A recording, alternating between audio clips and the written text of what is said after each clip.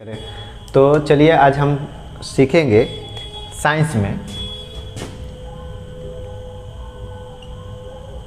मोल क्या होता है। मोल होता है वो अमाउंट ऑफ सब्सटेंस है, किसी भी सब्सटेंस में उसके नंबर ऑफ मॉलिक्यूल्स को गिनने के लिए कि कितना उसमें छोटे छोटे कण हैं, उसको गिनने के लिए जब गिना जाता है तो उसी को मोल कहा जाता है।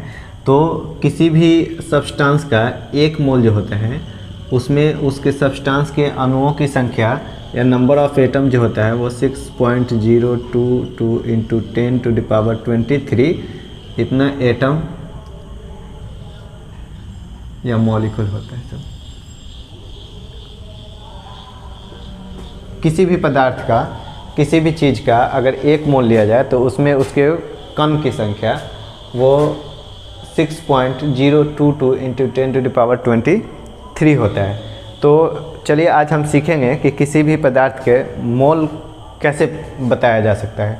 तो उसके लिए हमको उसका केमिकल फार्मूला पता होना चाहिए। जैसे कार्बन डाइऑक्साइड गैस है, कार्बन डाइऑक्साइड गैस का केमिकल फार्मूला CO2 होता है।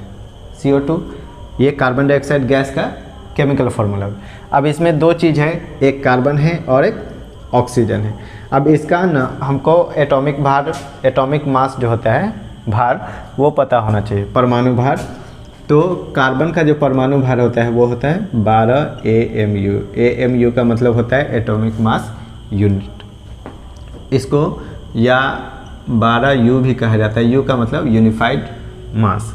फिर उसके बाद ऑक्सीजन है, तो ऑक्सीजन का एटॉमिक मास जो होता है वो 16 AMU होता है या 16U। ठीक है।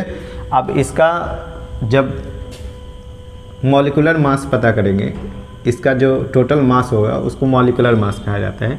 मॉलिक्यूलर मास में एक कार्बन है तो 1 × 12 प्लस 2 ऑक्सीजन है तो 2 × 16, ये आ जाएगा 12 और 16 दूना 32। दोनों को ऐड कर देंगे तो ये आ जाएगा 44, 44 हो जाता है।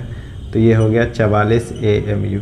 अब ये 44 AMU है, जब इसी को ग्राम में अगर चेंज कर देंगे तो मेरे पास अगर 44 ग्राम होगा तो 44 ग्राम इक्वल टू इसको कहेंगे 1 मोल। हो गया। तो 44 ग्राम अगर कार्बन होगा, कार्बन डाइऑक्साइड, तो ये हो गया 1 मोल कार्बन डाइऑक्साइड। और इसमें 44 ग्राम कार्बन डाइऑक्साइड में 44 ग्राम CO2 इक्वल टू हो जाएगा 6.022 into 10⁻23 molecules of CO2। Carbon dioxide के यहाँ पे जो मॉलिक्यूल है वो 6.022 इंटू 10⁻23 और इस नंबर को एवोगाड्रो नंबर कहा जाता है।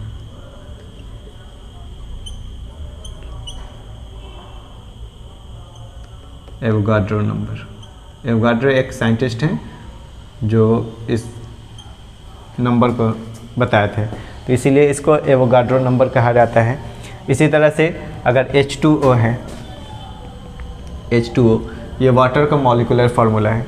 तो इसका सबसे पहले मॉलिक्यूलर मास पता करेंगे। मॉलिक्यूलर मास पता करने के लिए मेरे पास दो चीज़ें यहाँ पे हाइड्रोजन है और ऑक्सीजन है। हाइड्रोजन का जो एटॉमिक मास होता है वो होता है 1 और ऑक्सीजन का जो एटॉमिक मास होता है वो होता है 16।